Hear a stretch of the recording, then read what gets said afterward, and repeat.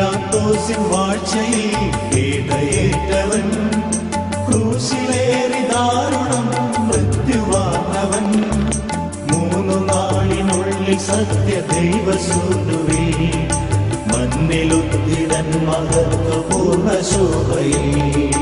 സ്വർഗമാർന്നു മഹിമയോടെ നിത്യപിതാവിൻ വലതുഭാഗമാർന്നു വാഴ്ന്നു മഹിത കാന്തിയിൽ, ഒടുവിലെത്തും ഈ മഹിയിൽ അന്നു വിധിയുമായി സകലരും ശരിക്കും അന്ത്യവിധി വിനീതരാ.